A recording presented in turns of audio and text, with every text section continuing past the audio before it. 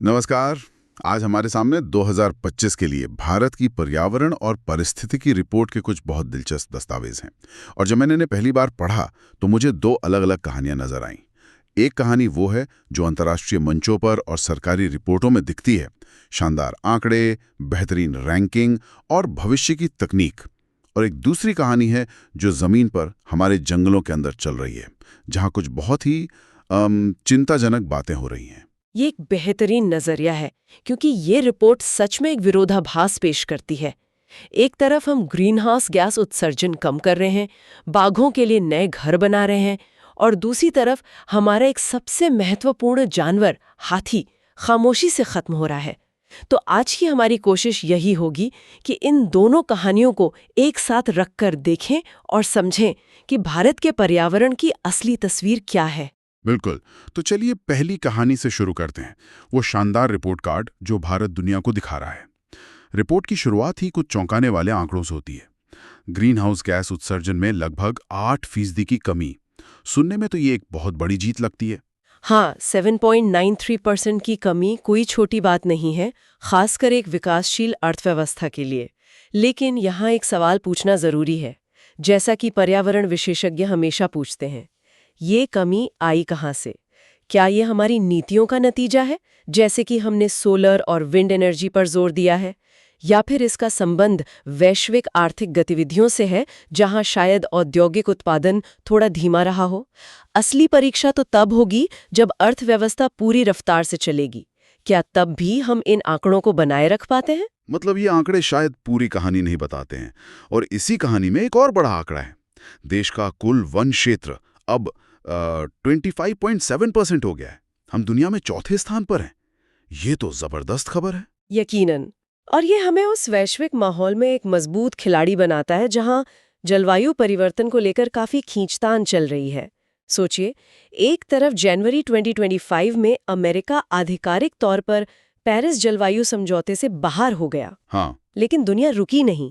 Germany और France में सम्मेलन होते रहे, और ऐसे में भारत का क्लाइमेट चेंज परफॉर्मेंस इंडेक्स यानी CCPI में 7वें स्थान पर आना ये दिखाता है कि हम अपनी राह पर कायम हैं। और इसी राह पर एक बिल्कुल नया और दिलचस्प कॉन्सेप्ट आया है, ग्रीन GDP। रिपोर्ट बताती है कि छत्तीसगढ़ ऐसा करने वाला पहला राज्य बना है। ये सुनने में बड़ा भारी भरकम लगता है, ग्रीन GDP। आसान शब्दों में इसका मतलब क्या है? इसे ऐसे समझिए, अभी तक हम किसी राज्य या देश की तरक्की कैसे नापते थे? कितनी सड़कें बनी, कितनी फैक्ट्रियां लगी, मतलब सिर्फ कमाई?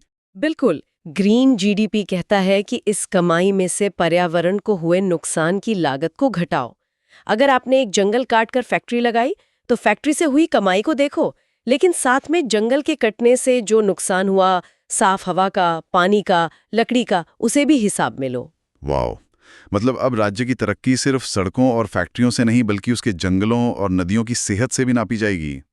ये तो पूरा नजरिया ही बदल सकता है ना? बिल्कुल, ये एक गेम चेंजर हो सकता है।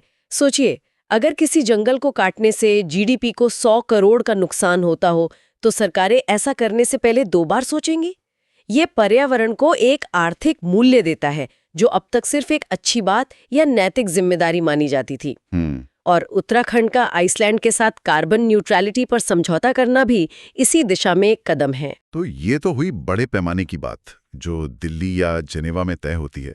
लेकिन असली लड़ाई तो जमीन पर लड़ी जाती है, हमारे जंगलों में। क्या ये नीतियां जमीनी हकीकत में भी दिख रही हैं, खासकर हमारे नेशनल एनिमल टाइगर के मामले में? यहाँ कहानी काफी सकारात्मक दिखती है। 2025 बाघों के लिए एक बेहतरीन साल रहा है। ऐसा लगता है कि प्रोजेक्ट टाइगर की दशकों की मेहनत अब रंग ला रही है। संरक्षण का फोकस अब सिर्फ एक पार्क तक सीमित नहीं है, बल्कि टाइगर कॉरिडोर बनाने पर है। अच्छा। यानी 2 जंगलों के बीच एक ऐसा गलियारा बनाना जिससे बाघ आसानी से एक जगह से दूसरी जगह जा सकें। और इसके कई उदाहरण रिपोर्ट में दिए गए हैं, जैसे मध्य प्रदेश का माधव राष्ट्रीय उद्यान, जो भारत का 58वां बाघ अभयारण्य बन गया है, या कर्नाटक का बांदीपुर, जहां बाघों का घनत्व सबसे ज्यादा दर्ज किया गया। मतलब एक छोटे से इलाके में सबसे ज्यादा बाघ। हाँ, और ये विस्तार पूरे देश में है। पश्चिम बंगाल का सुंदरबन अब भारत का दूसरा सबसे बड़ा टाइगर रिजर्व है। तेलंगाना में कुमारम भीम में एक नया अभयारण्य बना, और इसका असर सिर्फ भारत तक ही सीमित नहीं है। मतलब जब नेपाल अंतर्राष्ट्रीय बिग कैट अलायंस में शामिल होता है तो ये दिखाता है कि ये एक क्षेत्रीय प्रयास बन गया है। बाघों को देशों की सीमाएं नहीं पता होती, इसलिए पड़ोसी देशों का साथ आना बहुत जरूरी है। सही बात है। बाघों के अलावा दूसरे संरक्षित क्षेत्रों का भी विस्तार हुआ है। उड़ीसा में सिमलीपाल को नेशनल पार्क का दर्जा मिला और असम में चिरांग रिपू को 8वां नेशनल पार्क घोषित किया गया। इतने सारे नए नेशनल पार्क और अभ्यारण्य घोषित हो रहे हैं, ये तो अच्छी बात है। लेकिन मेरा सवाल ये है कि क्या सिर्फ कागज पर नाम बदलने से कुछ होता है? क्या इन जगहों को असल में वो फंडिंग और स्टाफ मिल रहा है जो इन्हें बचाने के लिए जरूरी है? ये संरक्षण की सबसे बड़ी चुनौती है, जिसे पेपर पार्क सिंड्रोम कहते हैं। Paper park. हाँ, आपने घोषणा तो कर दी, लेकिन जमीन पर उसे लागू करने के लिए संसाधन नहीं दिए। हालांकि रिपोर्ट में कुछ और भी बातें हैं जो उम्मीद जगाती हैं। जैसे जम्मू कश्मीर में त्राल को एक इको सेंसिटिव जोन बनाया गया है। एक और नया शब्द, इको सेंसिटिव जोन। ये क्या होता है? इसे आप किसी राष्ट्रीय उद्यान के चारों ओर एक बफर जोन या कह लीजिए शॉक एब्जॉर्बर की तरह समझ सकते हैं। अच्छा। यह पाक की सीमाओं के ठीक बाहर का इलाका होता है। यहाँ पर आप बड़ी पैमाने पर कंस्ट्रक्शन, माइनिंग या प्रदूषण फैलाने वाली इंडस्ट्री नहीं लगा सकते। इसका मकसद ये है कि पाक के कोर एरिया यानी उसके दिल पर इंसानी गतिविधियों का कोई सीधा दबाव ना पड़े। यह उस इलाके की नाजुक पारिस्थितिकी को बचाने का एक कवच है। समझ गया। ये तो बहुत जरूरी है। और ये संरक्षण सिर्फ जमीन तक ही सीमित नहीं है। रिपोर्ट में पानी से जुड़े संरक्षण प्रयासों पर भी काफी कुछ है। बिहार की गोगाबील झील और राजस्थान के खिचौन और मेनार को नए रामसर स्थल का दर्जा मिला है। ये रामसर साइट का टैग लगने से क्या फर्क पड़ता है? बहुत बड़ा फर्क पड़ता है। रामसर कन्वेंशन एक अंतर्राष्ट्रीय संधि है जो आर्द्र भूमियों यानी वेटलैंड्स के संरक्षण के लिए काम करती है। जब किसी झील या तालाब को रामसर साइट का दर्जा मिलता है तो उसे अंतर्राष्ट्रीय महत्व का माना जाता है। सरकार पर उसे बचाने का दबाव बढ़ता है, उसके लिए अंतर्राष्ट्रीय फंड मिलने की संभावना बढ़ जाती है और वहाँ की इकोसिस्टम को बेहतर ढंग से प्रबंधित किया जाता है। ये वेटलैंड्स हमारे इकोसिस्टम के लिए फेफड़ों या किडनी की तरह काम करते हैं। वे पानी को साफ करते हैं, बाढ़ को रोकते हैं और अनगिनत पंछियों और जीवों को घर देते हैं। और शहरों में भी इस पे ध्यान दिया जा रहा है। उदयपुर और इंदौर को वेटलैंड सिटी का सर्टिफिकेशन मिला। मतलब शहरों को भी अपनी झीलों और तालाबों की अहमियत समझ आ रही है। लेकिन इस अच्छी खबर के साथ एक छोटी सी चेतावनी भी है। ओडिशा के समुद्र तटों को तो ब्लू फ्लैग सर्टिफिकेशन फिर से मिल गया, लेकिन आंध्र प्रदेश के ऋषिकोंडा बीच का दर्जा वो अस्थायी रूप से वापस ले लिया गया है। यह दिखाता है कि इन मानकों को हासिल करना एक बात है और उन्हें बनाए रखना बिल्कुल दूसरी। बिल्कुल। और यही मिलाजुला पैटर्न हमें तब भी दिखता है जब हम अलग अलग प्रजातियों को देखते हैं। एक तरफ गुजरात में एशियाई शेरों की आबादी 5 साल में 674 से बढ़कर 891 हो गई है। ये एक शानदार सफलता की कहानी है। वाह!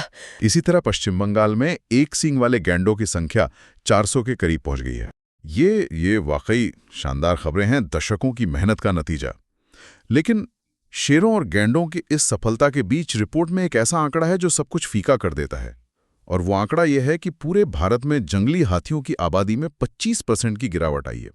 1/4 हाथी खत्म हो गए। ये सिर्फ एक नंबर नहीं है, यह एक पीढ़ी के अंदर हमारे सबसे शानदार जानवरों में से एक के विलुप्त होने की ओर एक बहुत बड़ा कदम है। और ये बेहद चिंता की बात है, क्योंकि हाथी एक कीस्टोन प्रजाति है। कीस्टोन का मतलब है वो पत्थर जिस पर पूरी इमारत टिकी हो। उनके रहने या ना रहने से पूरे जंगल की सेहत पर असर पड़ता है। वे बीजों को दूर दूर तक फैलाते हैं, पानी के स्रोत बनाते हैं और घने जंगलों में रास्ता खोलते हैं। उनकी आबादी में इतनी बड़ी गिरावट हमें ये बता रही है कि हमारे जंगल अंदर से बीमार हो रहे हैं, भले ही बाहर से वे हमें हरे भरे दिखें। ये मानव पशु संघर्ष, उनके रहने की जगहों का सिकुड़ना और रेलवे लाइनों जैसी बाधाओं का सीधा नतीजा है। यही वो दूसरी कहानी है जिसका मैं शुरू में जिक्र कर रहा था। एक तरफ हम बाघों को बचा रहे हैं और दूसरी तरफ हाथी जैसा विशालकाय जीव हमारी आंखों के सामने से गायब हो रहा है। रिपोर्ट में इस चुनौती से निपटने के कुछ तरीकों का जिक्र है। इसमें तकनीक का भी सहारा लिया जा रहा है, जैसे मध्य प्रदेश के बांधवगढ़ में गज रक्षक ऐप। हाँ, ये तकनीक का एक दिलचस्प इस्तेमाल है। ये ऐप हाथियों की गतिविधियों पर नजर रखने में मदद करता है, जिससे इंसानों के साथ उनके टकराव को कम किया जा सके। लेकिन तकनीक हर सवाल का जवाब नहीं है। इसीलिए असम में चिरांग रिपु को एक एलिफेंट रिजर्व घोषित करना एक महत्वपूर्ण नीतिगत कदम है, जो हाथियों को एक सुरक्षित घर देने पर केंद्रित है। और एक तीसरा तरीका भी है जो मुझे बहुत दिलचस्प लगा। तमिलनाडु के थेप्पकाडु में भारत का पहला महावत गांव। ये क्या है? ये पहल दिल छू लेती है। ये सिर्फ हाथियों के बारे में नहीं है, ये उन लोगों और उनकी परंपराओं को सम्मान देने के बारे में है जिन्होंने पीढ़ियों से इन जानवरों के साथ जीना सीखा है। महावत सिर्फ हाथी को नियंत्रित नहीं करते, वो उसे समझते हैं।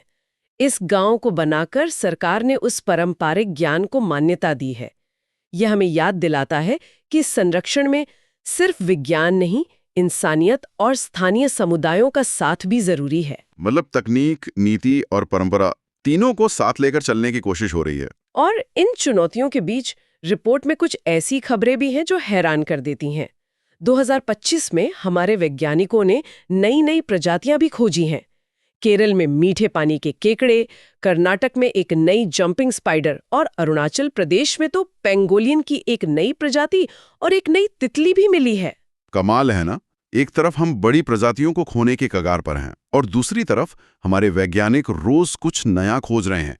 ये हमें याद दिलाता है कि हमारी जैव विविधता में अभी भी कितने रहस्य छुपे हुए हैं। सही बात है। ये खोजें इसलिए भी महत्वपूर्ण हैं क्योंकि ये बताती हैं कि हमें अपने जंगलों को सिर्फ बाघों या हाथियों के लिए नहीं, बल्कि उन लाखों अनजाने जीवों के लिए भी बचाना है जो उस इकोसिस्टम का हिस्सा है। और इस बचाने की प्रक्रिया में अब IIT जैसे संस्थान भी शामिल हो गए हैं। IIT बॉम्बे ने मिट्टी के प्रदूषण से निपटने के लिए बैक्टीरिया विकसित किए हैं और IIT खड़गपुर ओजोन प्रदूषण का हमारी फसलों पर क्या असर होगा इसकी भविष्यवाणी कर रहा है। ये दिखाता है कि संरक्षण अब सिर्फ वन विभाग का काम नहीं रह गया है। ये एक अंतर विषयक क्षेत्र बन गया है जिसमें इंजीनियर्स, डेटा साइंटिस्ट और सामाजिक वैज्ञानिक सब मिलकर काम कर रहे हैं।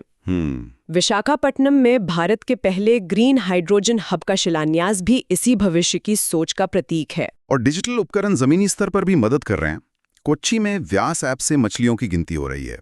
असम में गिद्धों को बचाने के लिए ऑनलाइन पोर्टल शुरू हुआ है, जो बहुत जरूरी है क्योंकि गिद्ध हमारे इकोसिस्टम के सफाई कर्मचारी हैं और उनकी आबादी बहुत घट गई है। और कुछ पहलें तो बिल्कुल भविष्य की लगती हैं, जैसे दार्जिलिंग में भारत का पहला वन्यजीव बायो बैंक खुलना। Bio bank? हाँ, यहाँ लुप्तप्राय जानवरों के DNA को सहेज कर रखा जाएगा। सोचिए, भविष्य में अगर कोई प्रजाति विलुप्त हो भी जाती है तो हमारे पास उसे वापस लाने की तकनीक हो सकती है। ये एक तरह का जेनेटिक बीमा है। इसी तरह तेलंगाना में दुनिया का पहला एनर्जी ट्रांसमिशन पार्क बनाना भी एक बड़ा कदम है। ये सब तो राष्ट्रीय और तकनीकी स्तर की बातें हुई, लेकिन राज्यों ने भी अपने स्तर पर कई पहल की हैं। अरुणाचल प्रदेश ने अपनी राज्य जैव विविधता कार्य योजना बनाई है। तमिलनाडु ने वन्यजीव संरक्षण के लिए अलग से बजट दिया है और हॉर्नबिल पक्षी को बचाने के लिए एक सेंटर बना रहा है। और उत्तर प्रदेश वाराणसी में डॉल्फिन सफारी शुरू करने की योजना बना रहा है। इन सभी पहलों को एक साथ देखने पर यह साफ होता है कि 2025 संरक्षण को लेकर एक बहुत ही सक्रिय साल रहा है। अब ये सिर्फ कुछ जुनूनी लोगों का काम नहीं है, बल्कि इसे नीति, तकनीक और बजट के जरिए संस्थागत बनाया जा रहा है। एक मजबूत नींव रखी जा रही है। तो अगर हम आज की चर्चा को समेटें तो तस्वीर यही उभरती है कि 2025 का साल विरोधाभासों से भरा था। एक तरफ ग्रीन जीबी, बायो बैंकिंग, बढ़ते हुए टाइगर रिजर्व, यानी संस्थागत स्तर पर बहुत मजबूत काम हुआ। हाँ, लेकिन जैसा कि हाथियों के आंकड़े ने हमें दिखाया, ये संस्थागत सफलताएं जमीनी हकीकत की गारंटी नहीं है। चुनौतियां बहुत बड़ी हैं, खासकर मानव वन्यजीव संघर्ष और जलवायु परिवर्तन के अनुकूल ढलने की। तकनीक और नई नीतियां एक रास्ता तो दिखाती हैं, लेकिन वो रास्ता लंबा और मुश्किल है। और यहीं पे हम अपने श्रोताओं के लिए एक सवाल छोड़ना चाहेंगे।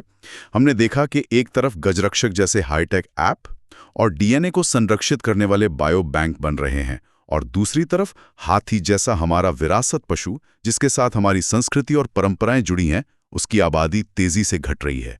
तो सवाल ये है कि क्या तकनीकी समाधान इन विशाल जानवरों की जमीनी हकीकतों को दूर करने के लिए काफी हैं? क्या एक ऐप उस हाथी के दर्द को समझ सकता है जिसका घर छिन गया हो?